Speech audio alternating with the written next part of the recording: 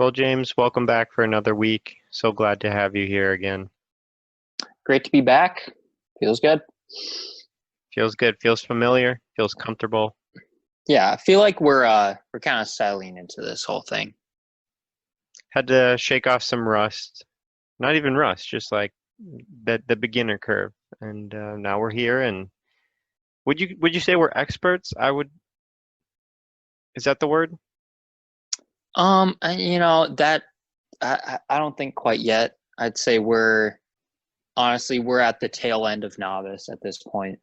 I'd say. Well, that's better than we were to begin with. So we'll have to take what we can get. Hey, Smeed, I got a question for you. Hit me. Who is your favorite Little Rascal? Is that a Nickelodeon show? No, it's not. Is that a Disney show? It might be actually. I'm not sure. I'm gonna say It, the chubby one. whichever one. Oh, so Spanky. Yeah, oh, Is definitely that is Spanky. that your favorite? Yeah, Okay. Spanky. I had a feeling that he was your favorite. Who's your favorite? Oh, it's definitely Petey because he's the dog and he has a bullseye thing over his eye, and he's the best. The Target dog? No, it's his name is Petey. Bullseye's different. Does Bullseye have a PD over his eye? Nope, that sounds weird. All right, let me look this up. Little Rascals. It's a film? Yeah, Oh, it's not a show? Alfal. No. I can watch it on YouTube now for $4. Can we stop this Can podcast we and stop it? jump back to it in let's see, an Well, hour and which one are you gonna watch? well, I'll start with the first one and I'll see you in an hour and 28 minutes. Sweet. Man, what a show. What a film. Such a crazy cast of kids just causing mischief and running amok. Well, we've got a great show today. Had the opportunity to sit down with Jake Kessler, get his thoughts on fantasy football, pick his brain a little bit. So we'll get to that, but let's start off with some league news.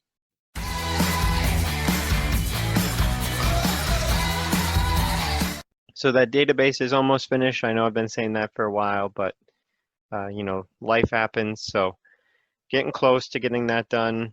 I want to be able to send that out to everybody enough time ahead of the draft to use it for anything that they want to. I know I use it for a little bit of research, so I want to give everybody the same opportunity, really trying to get that done in the next couple of weeks here. So we are 5.5 weeks out from the draft weekend. I'm still very excited, getting more excited every day. It's by the time it gets there, I'm going to be just like a mess because I'm so excited. But this is our last call for itinerary suggestions. Just if you guys have activities like we'll be doing the basic stuff that we usually do, but if anyone has any specific things that you want us to be able to do or stuff that needs to be planned out, let us know. Because if you don't, then we won't be doing them. Well, that's all the league news we have this week. Let's jump over to the NFL news. All right. All right, so it's big news in the NFL arena, and that is that Stephon Gilmore will join the 99 overall club in Madden 21. People thought, he's just a defensive player and he's not Aaron Donald. He can't do it. But you know what? He said no, and Madden said no. And they said, you know what? We're going to make him 99 overall. And I think it is great. And I think he joins Patrick Mahomes, Christian McCaffrey, and Aaron Donald as the four NFL players to earn the right to say they got that 99 overall in Madden 21. So Yeah, great they're for pretty them. good. Pretty good players. Yeah, they're not bad. Is there any other NFL news worth talking about, Andrew? I feel like Madden is the big story. Yeah, I mean, Washington team name officially announced that they are not going with Redskins anymore. Oh, Uh, wow. the story is that the team name they are after is in a trademark dispute. Apparently, some guy went and trademarked a bunch of potential names that they might be using and is now trying to leverage that. So we'll have to see. I'm sure it will be coming soon, but I think it's always, it's exciting. It's a good move for sure. And I think with it is going to come a new logo and new jerseys and everything, which will be fun to see. Honestly, I'm guessing they'll make a decent amount of money just from selling all that new merch that people want to buy. Yeah. Well, I think that wraps it up for NFL news. Let's get to this week's crazy stat.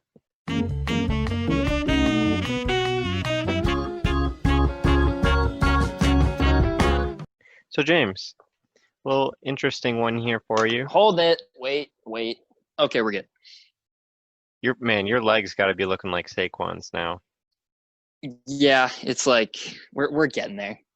Maybe by the time draft cabin time rolls around, I'll be able to show off my progress. Well, week one, first time that everyone gets to show off their new teams. Over all seasons, over all matchups, the average points scored is 102.1. That drops almost 6.5 points in week two, where the average is 95.9.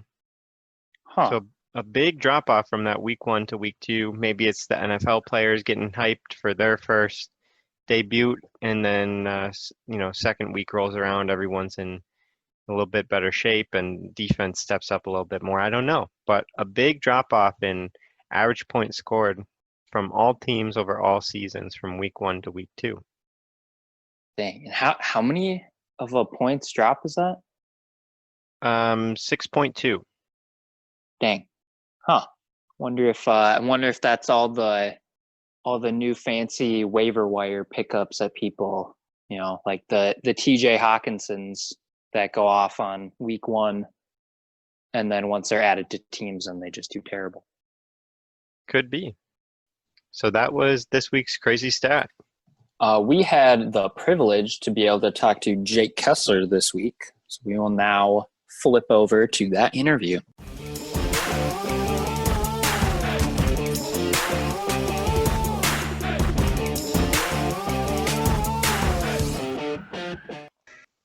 Well, we are joined today by Jake Kessler. Jake, it's a pleasure to have you on the show. Thanks for being with us. What's up, fellas? How's it cracking? Oh, it's crack-a-lackin'. Mm-hmm. As they say. James, are you still up north with the kids running around in the background? No. I've been back Okay. since Saturday. Yeah, thank God, because that was a joy. Nothing gets me, more riled up than children having fun. So I'm very happy that that's no longer a thing. So You're a big kid lover? I wouldn't say that. I'm more anti-kid. He's more of a little kid lover. Yeah, pull the Jared Fogle card. Do you guys even know who that is? No. That was the Subway guy. Yeah. Big fan. Yeah, James has a poster of him. But he lost a lot of weight eating Subway. I mean, He did, yeah. He's an inspiration to us all. Yeah, he did lose a lot of weight. But no, yeah, I mean, I'm doing good. I hope you guys are doing good. Like I said, I'm happy James is back because he's within, 20 miles of me again, which just makes me feel at peace. So Always lightens your heart knowing he's close by. yeah, I got my main squeeze. What are you up to these days? What's going on in your life? Tell us some of the highlights of Jake Kessler. Honestly, not a lot going on right now. I've been mostly staying home. Maybe a few weekend excursions here and there. Mostly, almost all of them have been outside. Doing that kind of thing. The wonderful thing that is the Eichton wedding is this weekend, so I'm getting prepped for that. I haven't masturbated for 7 days, so I'll be ready to blow my load right then. But basically all we've been doing is kind of like trying to recover from all the weight we gained at the beginning of coronavirus. So we're losing some weight, doing some biking, doing some jumping jacks, doing some push-ups, all that good stuff. So, but yeah, I'm just continue. We live in St. Paul now, me and Anna. So if anyone's in the area, let me know. I guess I should not say anyone. If some people are in the area, let me know. We'll hang out. But yeah, other than that, I still work at the same place, which is called Crossviews. It's IT MSP, which basically is just like a service provider for other companies. I do a little bit of everything, mostly data science type stuff, which I quite enjoy now. So doing that, it's been fun working at home because I can get up at 5:45 and roll out of bed and be ready to work at 6, and then be done at 2:30 in the afternoon, and it works out pretty good. So yeah, other than that, not a whole lot is going on. And Yeah. now, Anna is your fiance now, and you guys are planning on getting married next year. Is that right? Oh, yeah, we got engaged in August after 9 years of bliss. So we're engaged now. You felt like that was enough time Yeah, to really get to know each other. as you probably know, I tend to make more analytical decisions than emotional based decisions. So 9 years felt like the right amount of time. She was still mad that it took that long, even during the actual proposal. So whatever. But we paid the ring off in like 2 months, so she can stuff it basically. Yeah, so we're getting married next year. That ended up working out very very well with the events of what's happened. So we're thankful for that. And yeah, gonna enjoy everybody else's weddings before then. We've been taking notes on every single one. So we'll see how Zach and Jamie stacks up. But yeah, we'll go from there. When you go to a wedding, there's stuff you like and stuff you don't like. So Sure. we'll do our best to, it's kind of like a fantasy football draft, right? There's things you like, things you don't like. They're just like mock drafts. They're just like to mock bring the drafts. yeah, I'm not a mock draft guy typically until like the first or the few 3-4 weeks leading up to it. I know you said, in one of the podcasts that you had done 6, which, you've probably done more since then, but I mean, how'd that go for you last year, I guess would be my point. But mock drafts, I don't know, fellas. Don't you just feel kind of sweaty when you're doing it? Jake, I have a excited. feeling you kind of feel sweaty when you're doing most things, though. I mean, that's definitely true. Yeah, I'm actually sweating right now. It's 69 degrees at my house. So Nice. First of all, thank you for that personal update. Great to stay updated on what's going on in your life. But yeah, we'll head over to the more fantasy football focused section of the interview. So coming off a season where you finished in last place, you were not messing around at all with the chance of getting last again, and came back with your best season yet. You finished the regular season in second place. You secured a first-round bye with a record of 9-4, where you averaged 115.8 points in the regular season. Unfortunately, fell just short to Sean in the semifinals by 1.2 points in that matchup, but then took down Matt Zabels to get third. Yeah. So how were you able to bounce back after your losing season to have a successful year? I think it was a combination of a good draft and actually paying attention more so. This time I felt like the year before there was a lot of cases where I had decisions to make that I just didn't look into enough, as far as lineup stuff goes. Then I think as every season goes, there's just a bit of luck that you can have, and I think 2 years ago I wasn't very lucky, and this last year I think I had a lot more luck on my side. Like I think I don't have the stats in front of me, but I feel like I won a lot of close games last year. It ended up getting me in the end with Sean, edging me out by 1.2 points, but you got to give the kid props on that one. He definitely played a large hand in that, right? But yeah, I think obviously when you have, I don't know if he's the top scoring running back in the league, you're going to be doing well. It's pretty easy to slot in a player like that every week and be able to count on 30 plus points, here and there. It definitely makes a lot of weeks easier. But Yeah, I think it all comes down to week to week, kind of setting your lineup, stuff like that, and I was able to pay attention more to it now. I had less other leagues going on too, which was nice. So able to put more time and focus on this one. I think that helped me out quite a bit. Yeah, speaking of McCaffrey, yeah, you were right. He definitely was the number one scoring running back. In fact, he scored 123 more points than the next best running back, which was Aaron Jones. So yeah, he was an absolute superstar this year. Yeah, I mean, I've always been a big fan of his. Yeah. Did you have any strong feelings about McCaffrey this year, or were you kind of surprised by it? I was going to take him number one overall if I had it. I just thought, I think the year before Jackson had him, and I think he kind of had an up and down year, but I think it was still kind of the Cam show in Carolina at that point, and then he got injured again, as he tends to do. But McCaffrey's like insane how well he can just move. It's like watching a different kind of player. I just am consistently amazed that, like, in college I remember watching him in the Rose Bowl against Iowa, and like there were several plays where there were guys within a yard of him that couldn't touch him. Like he just like got out of the way of everyone. And Iowa, it wasn't Wisconsin or Iowa, I can't remember. I think it was Wisconsin. Either one, it made me happy when they smashed him.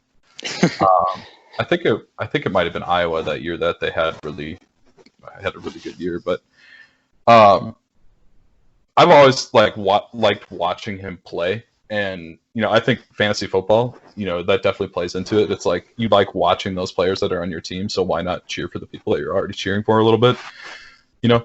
I don't know. I would have taken him number one overall last year, though. I did in a different league as well, and that paid off for me because I won that league, so worked out pretty well.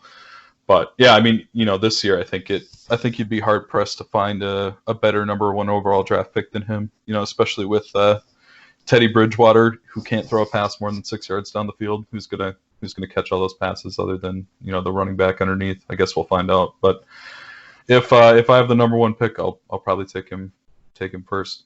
So he's pretty damn good. Yeah, Definitely.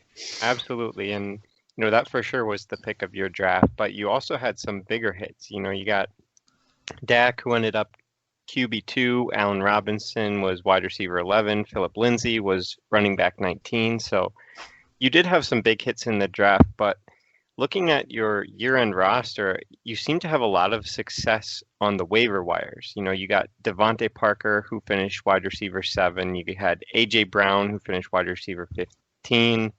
You picked up Rashad Perriman, who was averaging 18.7 points a game in his last 5 games, and Ryan Tannehill, who averaged 23.1 points per game in his last 6. And all of those players I just mentioned combined for no more than $2 of your FAB budget. So how were you able to identify those players before they broke out and get them at such a value? The age-old. So I think I was sitting in like the midpoint in the season, like around 500, maybe a little bit above it, and there was like, wasn't everybody like 6-4 basically? Then there were some teams that were 4-6 at one point, except for Zach. Zach was like way ahead. I kind of remember sitting there and thinking, these are the last few weeks of the season. I'm either gonna make the playoffs barely, and then let's see what we can do, or it'll go catastrophically the other way, kind of thing. And I guess I was willing to take that chance, so I started looking for players that had really easy schedules later on. And there's a way that I do that involves some Googling and some other stuff going on, but I won't. Proprietary. I won't necessarily reveal that to everybody, but I think I picked up Tannehill and I forget who else, Perriman specifically, because they had easy schedules at the end of the season, and then I think, was it Mike Evans and Godwin got hurt or some shit, so that just worked out well for Perriman. But Tannehill specifically, I think I started him like every game towards the end of the season because he was just lighting it up with rushing touchdowns, which he's like slow as fuck, but he gets a lot of rushing touchdowns. So I don't know. He had like a really easy schedule to end the season, which is why the Titans made the playoffs to begin with. So that was kind of my thinking, around that midpoint of the season, is pick up players that have easy schedules on the back half, because, just because the guys that got you that far doesn't mean they're going to be the guys that get you there in the end. And I think if I would have beat Sean, I would have had a decent chance of beating Zach too. I don't remember the score of their final game, but yeah, I don't know. It was close to the end basically. So that's kind of what it comes down to. Then like I said earlier, when you have a guy that you can count on for 20, 30 plus points, it makes it easier to make those kind of moves too. So, yeah. McCaffrey gave you a nice baseline to build off of. For sure. That's always good. So continuing along the line of transactions, I'm going to hit you with some of your transaction stats. No boy. In 2016, you had 28. 2017, you had 34. 2019, 37. And in all those years, you finished in the top 3 of the regular season with 9 wins. In 2018, you only had 12 transactions, and you finished in last. Yeah, it kind of shows that if you give a shit, you'll probably do well, right? I've been in leagues before where you're capped on the number of transactions, and I've dropped out of those leagues because I just think, you got to give people the tools to be better than the other people, and if you want to win, you can, and you kind of figure out what sticks and you move on. I mean, I think you guys discussed it in one of the podcasts, but like picking up TJ Hawkinson, right? So James spends a bunch of money grabbing him week 1, and then he doesn't do shit until week 11 or whatever it was. But if you are continually making transactions, you can kind of make up for that, right? You can find players to slot in between, or you can hit more on those diamond in the rough kind of players, because there's always players that aren't drafted that end up, in the top 20, or guys that are drafted, 15th round that end up in the top 10. I think I don't remember where Devontae Parker was going last season, but he lit it up, towards the end of the season with, shitty quarterback play in Miami. So, I don't know. I used to be in like 6 or 7 fantasy football leagues and reduced it down and ended up playing with the people that I actually want to play with, kind of thing. So, I think we are honored. You can among that group. Well, yeah, it's mostly due to league rules and stuff like that too. Other leagues, I think it just gets stupid. But I think if you're able to take the time to actually look at some of that stuff ahead of time, you're gonna more often than not have it pay off for you, even if other people are looking. The fab budget was interesting this year. I think I played with that maybe a few times before, but I really enjoyed that. You can try and value who you actually want and stuff like that, but I think I'll probably be spending more next year, because I don't remember how much I ended up with, but I certainly had a lot left to spend. So definitely helps when you already have a bunch of good players and you don't need to be filling in holes on your team. Right. Yeah, I mean, that's the trouble, right? I mean, this year it gets really complicated too, because what happens when people get sick, and stuff like that? Like, you're just going to have more holes on your roster. So I guess, as a league, we'll have to address that and go forwards. But yeah, it's an interesting piece this year. It makes you want to have more roster spots, because you don't want to be dropping a really good player just because you can't play him for 2 weeks, kind of thing. But maybe that's the nature of the beast, is how well people can adjust to that. Maybe the Cowboys just have like a super high infection rate and you just don't take any Cowboys or something like that.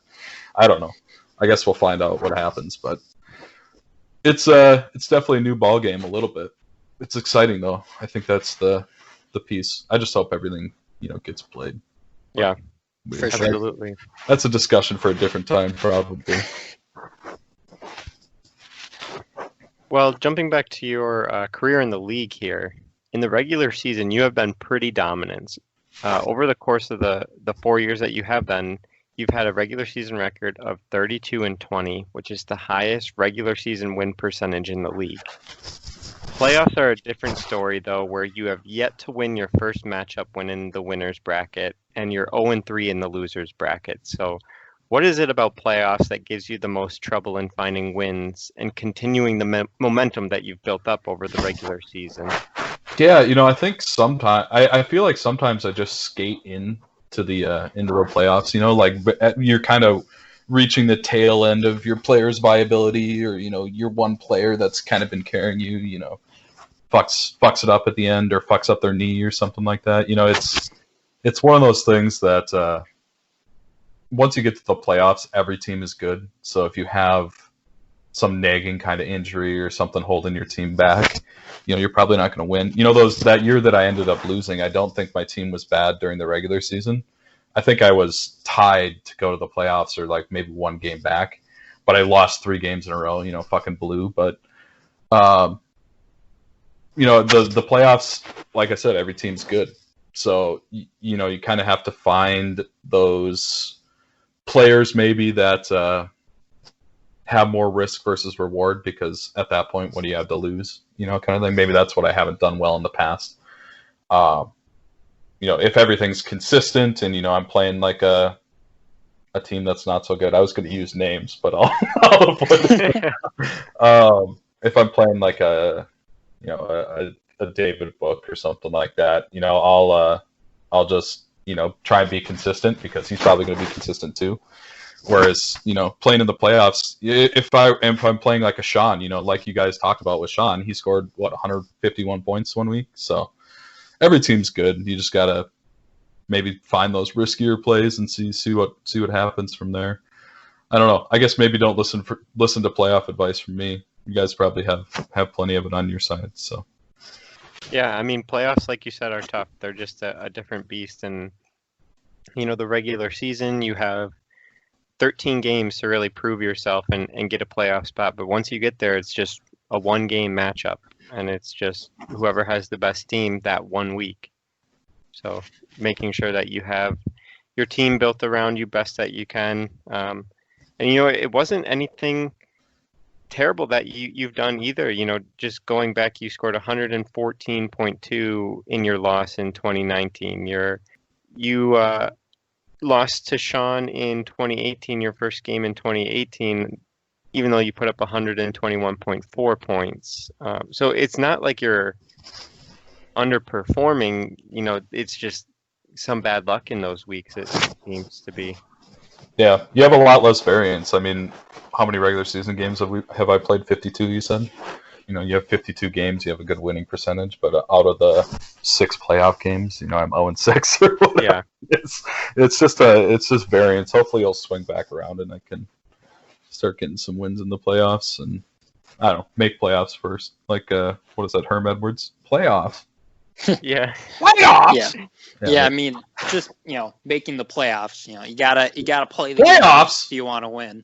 So yeah, you play to win the game. That's right. Well, we're going to take a brief pause in the interview here to talk about this week's sponsor. This week we're sponsored by Dove for Men deodorant. When you got the big sweats, fight them off with Dove for Men deodorant. Now, while we have you here, Jake, James is going to hit you with some would you rather questions. Are you ready? I have one question first. Did you go into like my bathroom and grab my deodorant that I actually use? Because that's the deodorant that we checked with Anna. We texted her. Oh yeah, my beard. Yeah. We're very thorough here. Apparently so. I'm ready. Go for it, James.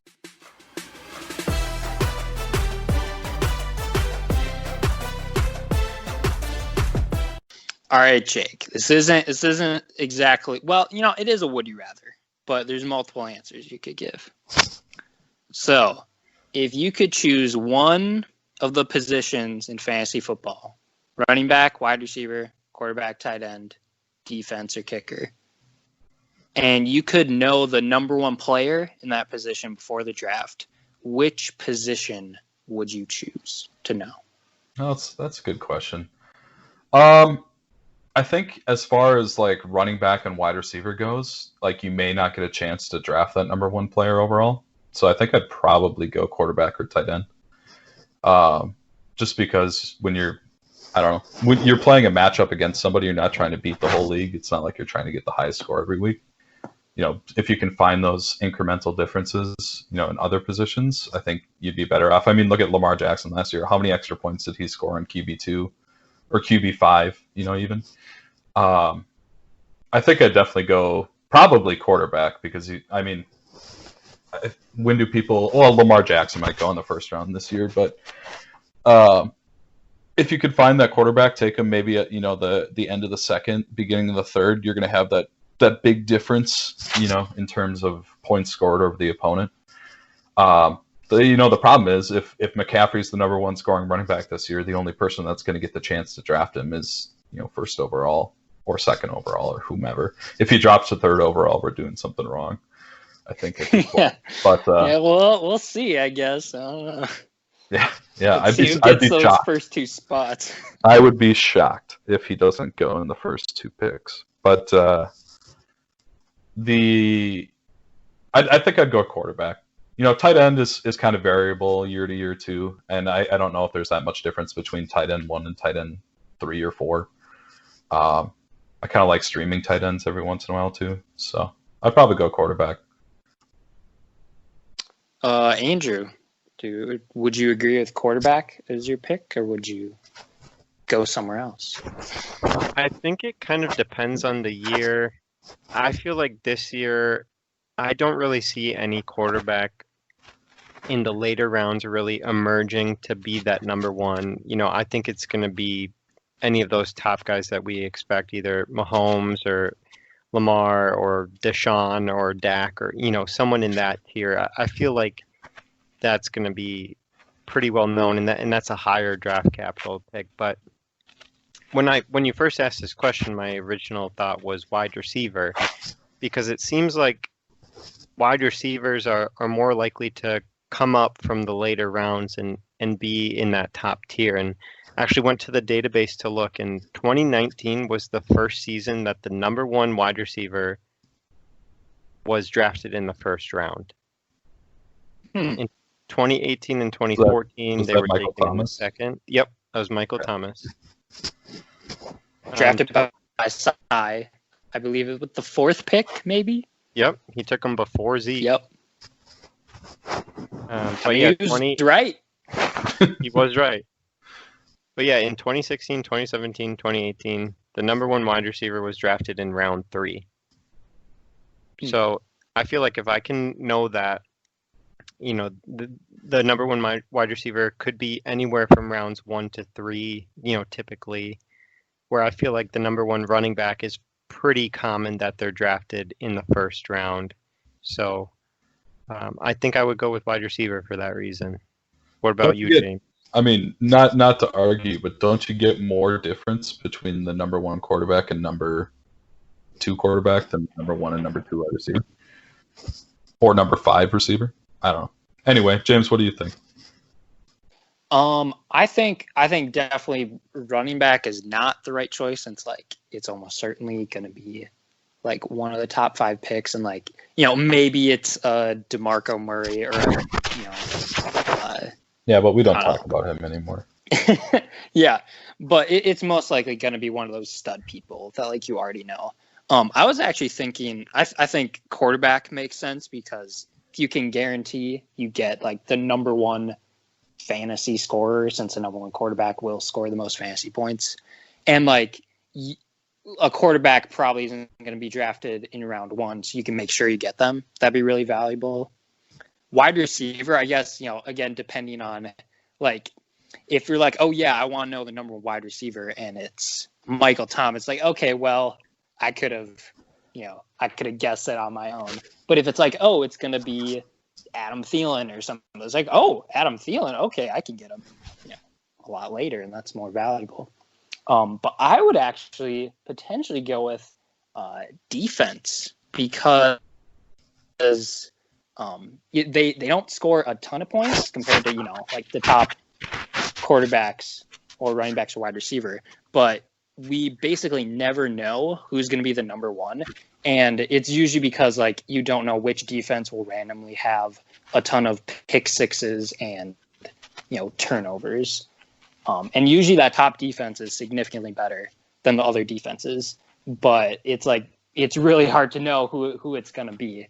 And if you could know exactly who's going to be number one and be able to slot them in every week and ignore that position, and then you could draft them, in the 13th round or whatever, I think that would be pretty valuable. When does like the first defense get drafted early? I feel like it's like round 10, like every year. Like everybody, like they just want to fill out that last slot in their sheet that they have in front, and it's usually like Zach, for example, who won the league last year. So I'm not trying to shit on him, but like we always draft defenses, like start drafting defense in like the 9th round. I feel like, is that accurate? Yeah, it looks like 2019, the first one was in round 10. Okay. 2018, there were 3 taken in round 11. That was the first round that they went. Too early. For me, I almost always wait till like the last 2 rounds to get a defense. Just because, like what you said, James, it's like it's so hard to predict who's going to be number one. I mean, interceptions and fumbles and stuff like that are not really a thing that you can sticky like, stat. Yeah, it's not like year to year. Like your team is going to be, very consistently high. Like the Vikings 3 years ago had like 14 interceptions, and last year they had like 6. So yeah. It's just, and all of them were Anthony Harris basically. So yeah. I don't know. That's a good point. I didn't think of it like that. Good question, James. Some of your other questions for Would You Rather haven't been as good as that one. So yeah. I'm trying to improve. Yeah. Anyway, that's all you can do. I do have one more question. Okay. Jake, would you rather wear a Cheesehead and Packer jersey at a random Vikings game at US Bank Stadium? And this is, of course, assuming it's during a year that doesn't have a global pandemic. So okay. that's not part of the equation. So in the fantasy world, yeah. Yeah, or like in 5 years or 5 years ago. Sure. Yeah. Or would you rather attend any random Iowa football game at Kinnick Stadium? I have been to Kinnick one time. Not a great time. I don't know if anyone here went to Iowa, but not great people. So I will go with the Cheesehead at US Bank Stadium. Okay. Unequivocally. Sounds good. Yeah. I do have a Would You Rather for you, James. Oh, okay. I came prepared. All right. All right. It's a true Would You Rather.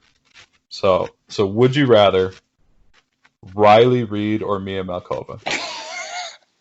Oh man, can I wait? You can think about it. You can look it up too if you want. You can get back to us. That I had to get the people going. That one's for Luke. So. Gotta get the people going.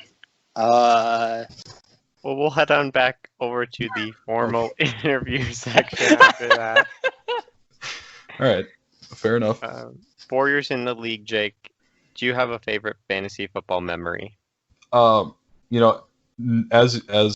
you guys know me, the favorite memory definitely has to do with myself. So, it's got to be all of us watching the roller skating gold video in the basement that one year with more than half chubs for like 2 hours while Andrew's trying to restore order in the trap room.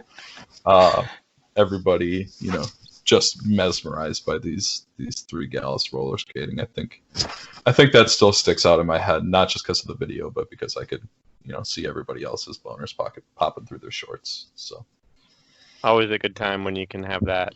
Yeah, nothing better than watching softcore porn with your friends. So especially when it's 9 of you in a rented theater room in a random basement in Wisconsin. Yep, that's right. That's a good memory. Thanks. Thumbs up. Did you enjoy that too, James? Oh yeah, I mean, I think we all enjoyed that. I think I subjected you to that video prior when we were living together, probably a few times. So. Oh yeah, yep. Yeah. I remember that. Oh, and Jake, you weren't able to make it last year, but we did watch that again several times. Yeah, I was really just. I think I was at a wedding last year, and I think I was. Did we have the draft on like Friday night or something like that, or like No, it was Saturday. was it But- Saturday morning maybe? I don't even remember. Or was it Saturday evening? If so, then I was drafting from the wedding, Anna's friend's wedding.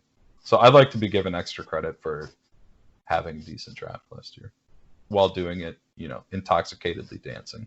If anyone's seen me at a wedding, it doesn't go well once I start dancing. So, I mean, it goes well for everybody else for their enjoyment. But I've Never seen you worked out. dance at one wedding, Jake, and it was pretty mesmerizing. yeah, we got drunk really quick at that wedding. All right, so hey, Jake, do you have any fantasy football superstitions?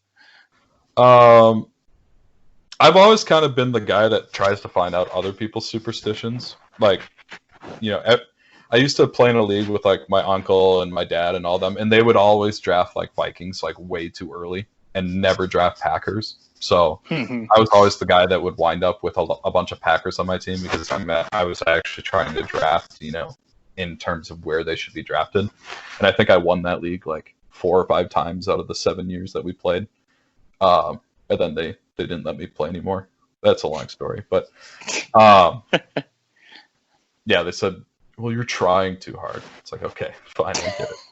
I don't know. Like, I really don't have too much superstitions. I think it kind of goes back to the piece. Like, I like cheering for players that I like. So, I probably have like an innate bias towards people I like and people I don't like. And as you guys know, as if someone gets on my shit list, I just really don't like them. So, like, for example, if Tyreek Hill is sitting there and I don't know, someone else that's as good as Tyreek Hill, like I don't even know, a Michael Thomas or something like that, I'm probably going to go with Michael Thomas over Tyreek Hill just because I don't like, child abusers. But as far as superstitions go, I don't think I really have any. I've never really been a superstitious guy. Even playing sports and stuff in high school, I didn't really have a playlist that I listened to or like a way to tie my shoes or anything like that. I guess for like weightlifting and stuff, I always kind of like followed the same pattern when I would like, lift up the bar. But I think that was more for like safety than anything else. So Yeah. More of a routine than a superstition. yeah, I think so. I don't know. I'm not It's kind of a fine line between those two. Yeah, I tend to reject like the notion that doing something will increase, like the real world odds of having something happen. I'm not a very mystical or faithful or anything like that kind of person. More so in the opposite camp than anything else. But I don't know. What do you guys do? Anything special on draft day? Do you like wear a certain pair of socks, like a certain thong or something? Andrew has a draft day shirt, don't you? Yeah, I guess that's right. And he does send out that picture that like Yep. gets the people going. Yeah. But that's more of just like for the entertainment of the masses. My family loves that picture, Andrew. I've shared that with like all of my family members. Oh, good. Yeah, I think my That's grandma good. has it saved to her desktop so she can pull it up for later usage. So I know those are going to come back to haunt me one day, but so far I've been fine, so I'm just going to keep doing it. You match up well against most other owners in the regular season, notably myself, you're 4-1 against. Clay, you're 4-0 against. David, you're 5-1 against. get fucked. But for some reason, you really struggle facing off against Zach. You're 2-5 against him.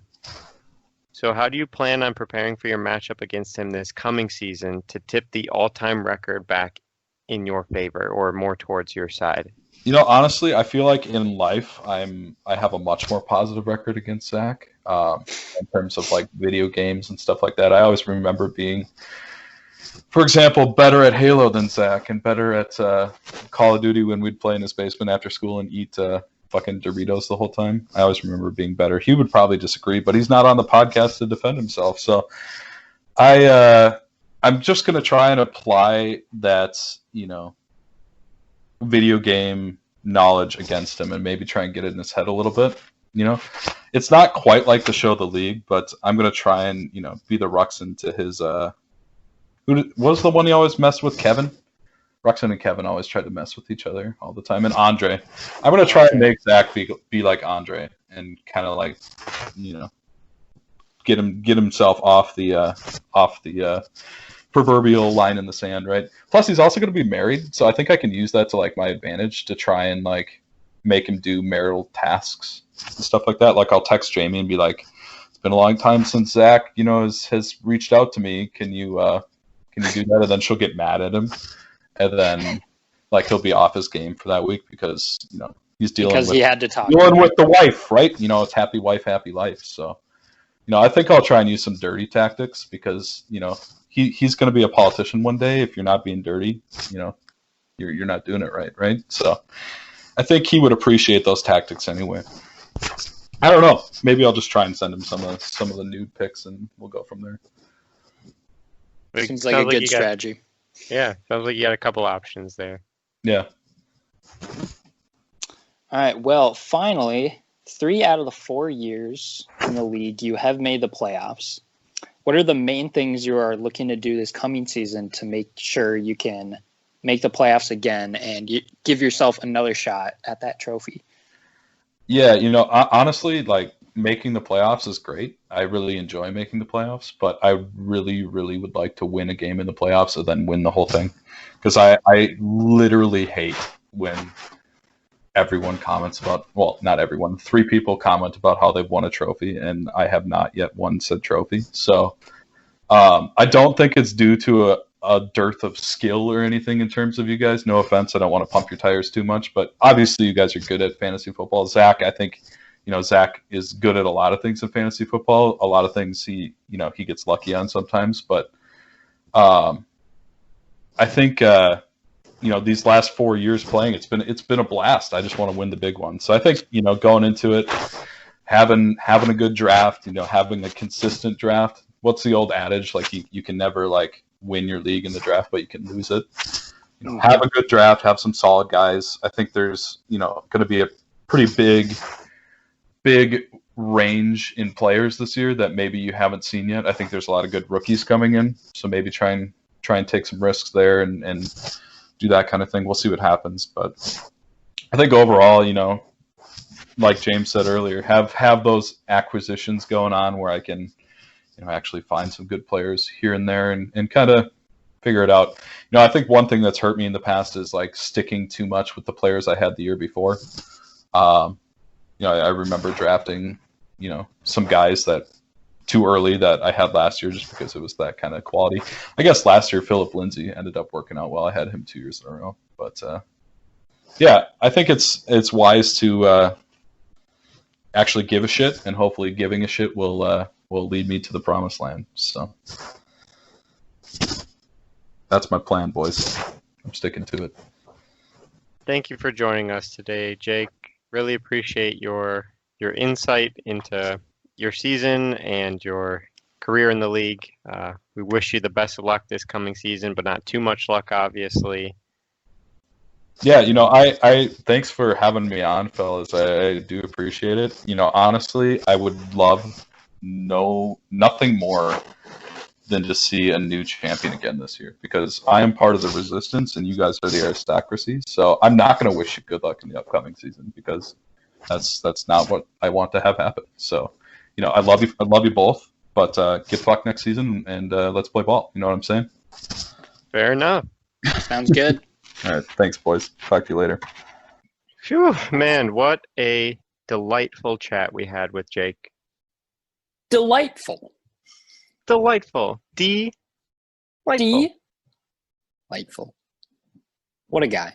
Well, I think that's going to be it for this week of Commissioner's Corner. We are switching to 2 episodes a week, just so that we can make sure that we can get in all the interviews of all you people, because we don't want to leave anyone out, and we don't want to put 2 interviews on 1 episode, because that would be a very long episode and would be kind of intimidating to try to listen to.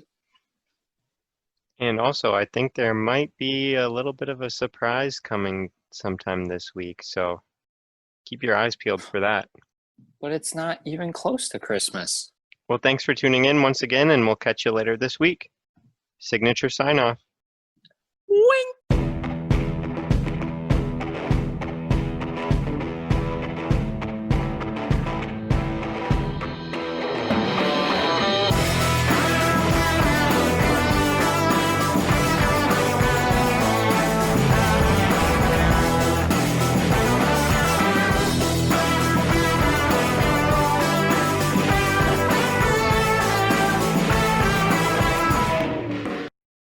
Do you want to do like a Mark 3, Yeah. 2? You guys do that? Sure, do it. You can do it. Yeah. Do you do that? I mean, that's what people No. do, you know, in like recording and stuff. So you know, you go You Mark do it. 1. You do. James. What? You can't talk during the Oh, Mark. sorry. Okay. Yeah. Mark 1. No, wait, Two. is James doing it or? All right, fuck you guys. Just go ahead. Who's Mark?